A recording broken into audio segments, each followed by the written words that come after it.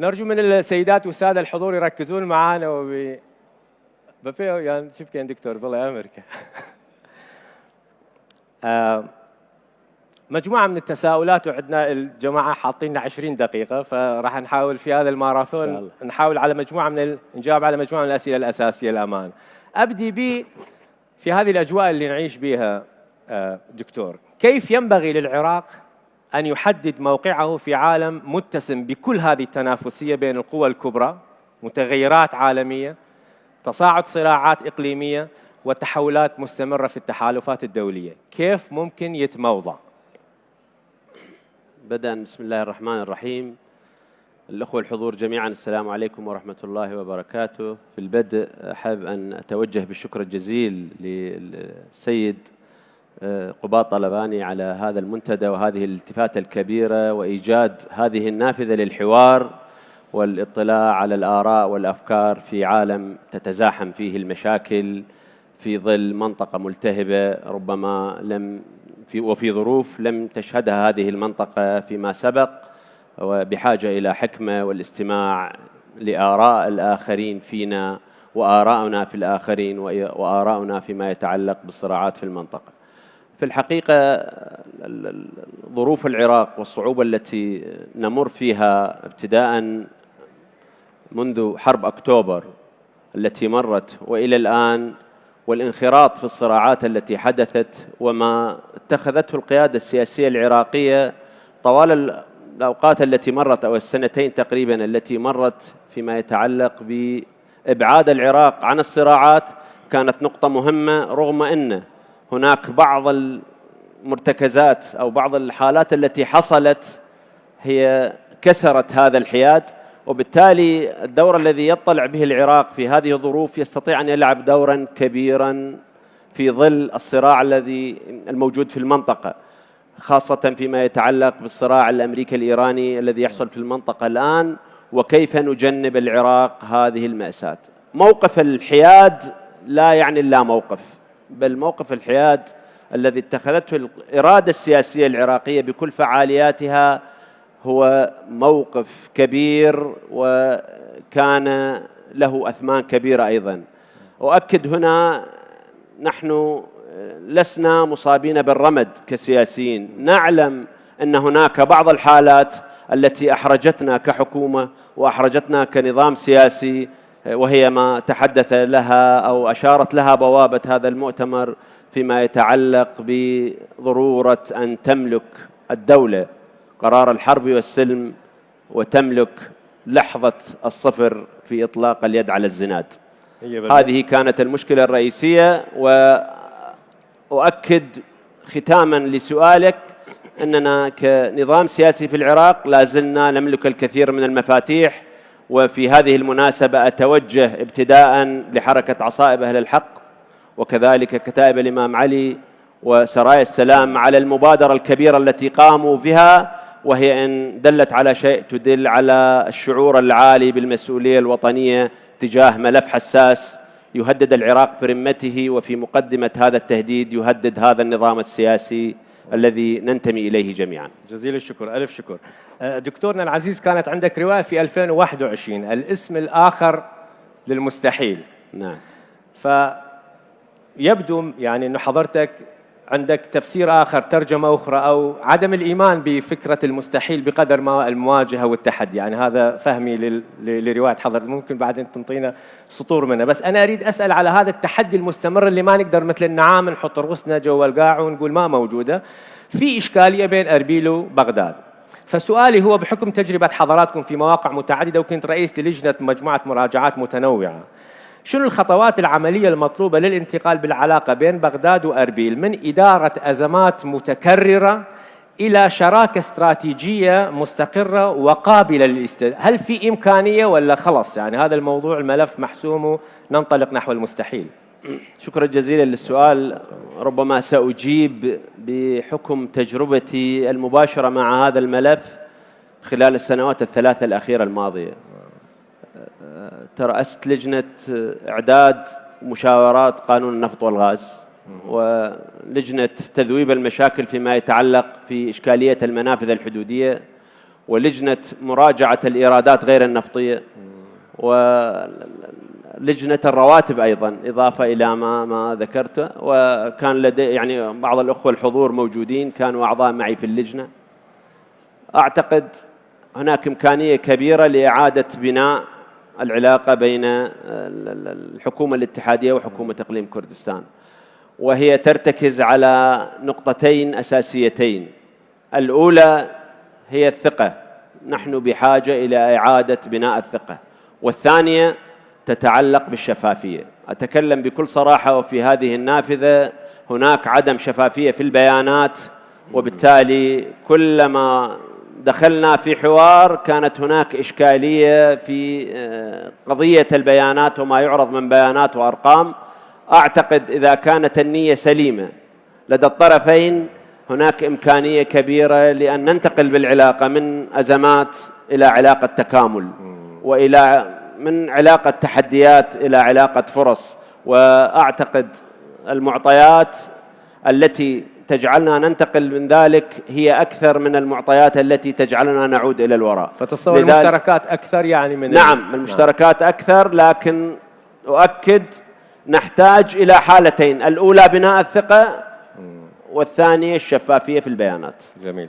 العراق، وإحنا جاي نحكي في ملتقى اقتصادي دكتور، ضمن أكبر 5 دول باحتياطات النفط، 8.2 من الاحتياط العالمي موجود في العراق. النفوس 46 مليون نسمة، الشباب أكثر من 50%. مع ذلك اعتمادنا على الواردات مثلا، الإيرادات الحكومة حوالي 90% تعتمد على النفط فقط، صادراتنا حوالي 95% النفط، 53% هو الإجمالي الدخل مالنا اللي يجي من النفط. فالنفط صار هو كدولة ريعية، وكان من ضمن الكلمات اللي قيلت أيضا، هو أصبح المحور الأساسي لقصة التنمية اللي عندنا. بس عمليا همين اللي جاي يصير هو أنه إحنا جاي نطلع نفطاتنا نبيعها، ننطيها رواتب، وأحيانا همين ما تكفي. تنويع مصادر الاقتصاد، هل الحكومة تفكر بهذا الشيء؟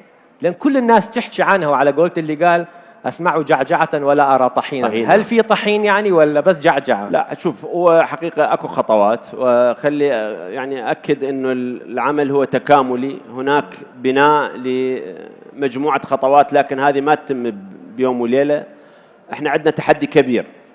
أولا تحدي الملف الاقتصادي والمالي الآن، وكيفية التعامل مع هذا التحدي، وكيفية الذهاب إلى الإصلاح حتى نذهب إلى اتجاه تنويع المصادر. الإصلاح بتقديري الخطوة الأولى لهذا الإصلاح يجب إصلاح المنظومة القانونية. لازلنا نحكم بمجموعة قوانين تعود قسم منها إلى التجربة الاشتراكية، والأداء الذي يسير في السوق خاصة لبعض رجال الأعمال يرتكز على اقتصاد السوق والاقتصاد الحر. كثير من الأحيان يصطدم بقرارات وقوانين وتعليمات وأنظمة. كذلك تعامل الحكومة في كثير من الأمور الآن تصطدم بمنظومة اقتصادية. يذكر أخي وزميلي السيد وزير العدل جالس بيننا، في الحكومة السابقة تم تشكيل لجنة ووضعنا رؤى وتصور لما هي القوانين التي يجب أن تراجع، ومن ضمنها قرارات مجلس قيادة الثورة المنحل التي كانت تعيق الاقتصاد الحر والاقتصاد الرأسمالي وتركز على التجربة الاشتراكية في الأداء. وبالتالي الآن نتعاطى مع الواقع كتجربة رأسمالية أو اقتصاد حر محكومين بقوانين اشتراكية. وهذه نقطة رئيسية لا يمكن لنا أن نتقدم خطوة إلى الأمام إذا لم نعالج هذا الملف، وأن يبدأ مجلس النواب بتشريع قانون الإصلاح الاقتصادي لكي نذهب باتجاه تنويع المصادر. وكذلك اعتبار النفط أحد المصادر الرئيسية التي ننتقل بها إلى التنمية، ولا يعتبر مصدرا رئيسيا كما نتعامل معه منذ عام 2005 تقريبا إلى الآن. وكل الموازنات التي حصلت في العراق ابتداء منذ عام 2008 لم تقل نسبة المساهمة القطاع النفطي في الموازنة الاتحادية أقل من 90، تجاوزت في أحيان 93 و94 واستقرت عند رقم 90.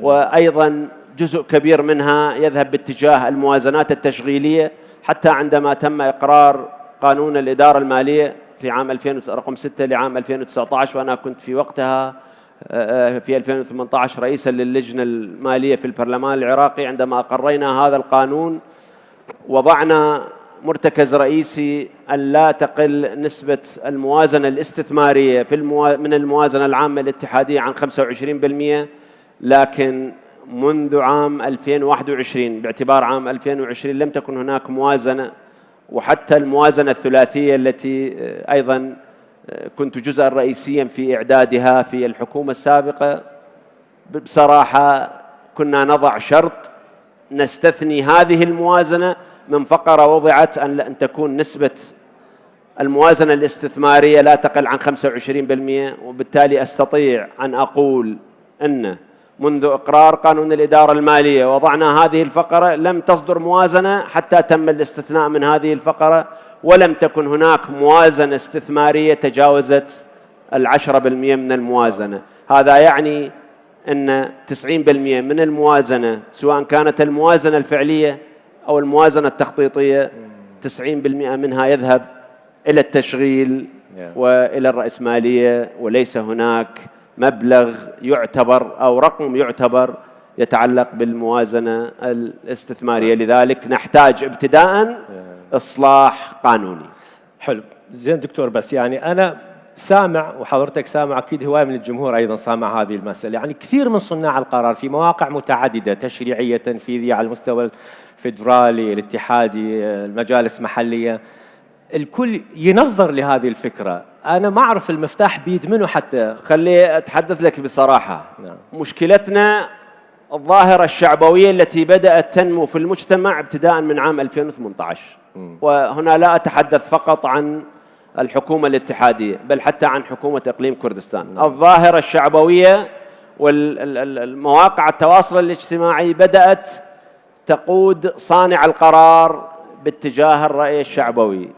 الإصلاحات الاقتصادية تحتاج إلى صدمات، تحتاج إلى إجراءات فيها نوع من الألم. لذلك لابد أن تأتي حكومة لا تفكر بالانتخابات. للأسف كل الحكومات التي تعاقبت كانت تضع مرتكز التفكير في الانتخابات، وبالتالي يذهب الرؤى التي توضع. درسنا كثير من الملفات، بل أستطيع أن أقول في هذا المنتدى ولأول مرة إن ما أنفقته من وقت وجهد على وضع الكثير من الرؤى وخطط استراتيجية، سواء كان في موقعي كوزيرا للتخطيط أو في موقعي نائبا لرئيس الوزراء، هو أكثر من الجهد الذي بذلته في وزارتي كوزيرا للتخطيط. لكن بصراحة الكثير من هذه الرؤى التي ارتكزت على دراسات وعلى خبراء وأنفق عليها الكثير من الجهد والمال تركت بسبب اقتراب مواعيد الانتخابات. لذلك نحتاج إلى حكومة لا تنساق إلى الظاهرة الشعبوية ولا تفكر في صندوق الاقتراع. يعني أنا معك وتحملني بهذا السؤال. الألم موجود، يعني إحنا كمواطنين نتألم من صناع القرار، نتألم من الأحزاب، فأوردي صانع القرار جاي ينطينا ألم، فانطونا ألم إيجابي، صدمة تعطينا أمل للإصلاح، مو ذيك الأدمات اللي تكفخ فينا وتخل. حقيقة متأملين في هذه الحكومة. قبل قليل كنت في حوار بضرورة ابتداء، لأن التحدي الاقتصادي الذي يواجه النظام السياسي وليس فقط الحكومة ويواجه العراق تحدي كبير، ربما لا يقل خطورة عن تحدي الإرهاب الذي مر في العراق في عام 2014. لذلك لا بد من الإسراع في إقرار مجموعة قرارات، أولها الإصلاح الاقتصادي وضرورة التعامل بشفافية مع البيانات الاقتصادية والمالية لكي نتجاوز هذه الأزمة. هل تشوف صانع القرار اللي عندنا بمؤسسات المتنوعة جهود موجودة بس مبعثرة ما تقود إلى وحدة؟ يعني في إصلاح يصير هنا لمدة شهر شهرين سنة، أو حتى كابينة تيجي كابينة أخرى وبعد فترة نبدي ننساها؟ لا، هي تعدد القوانين وصلاحيات تنفيذ هذه القوانين.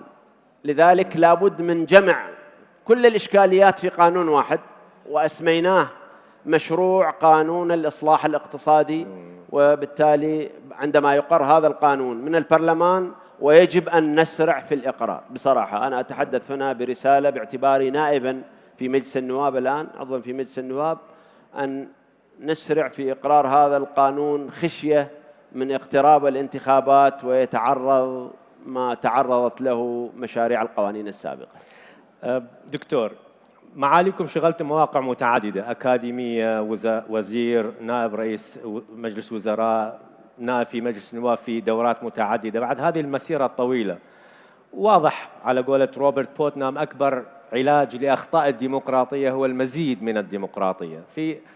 في خضم اللي جاي يصيروا قيادات جديدة جاي تيجي على الساحة، يعني شنو هي أهم درس حضرتك خرجت به تقدر تلهم به القيادات الجديدة، تنصح به القيادة حول الحكم الرشيد ممكن يستفاد من عنده؟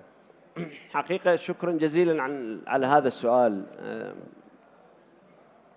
حالة التفكير اللي مريت بها في 2004 أو 2005 في لجنة كتابة الدستور أو بعدها كنائبا في البرلمان، ومستوى التفكير الذي انتقلت به بعد عبور 40 كان مختلفا، وبالتالي وصلت إلى قناعة ونتيجة واحدة، أن أساس الحوار هو أساس لحل كل مشكلة. لذلك نصيحتي للجيل الشباب الذي تحدثت عنه الصاعد الآن، الذي يرغب بأن يمتهن صنعة السياسة، كثير من الحلول تحل بالحوار، حتى مع الذي تختلف معه. استمرار في الحوار، والحوار هو الأساس لحل كل المشكلات. ومن هذه الكلمة، كلمة الحوار، يؤسفني أنه ننهي حوارنا أيضا، بس إن شاء الله الحوار مستمر جديد. شكرا لحضرتك، شكرا جزيلا لحضراتكم على حسن الاستماع. شكرا. ألف شكر. شكرا جزيلا. شكرا جزيلا.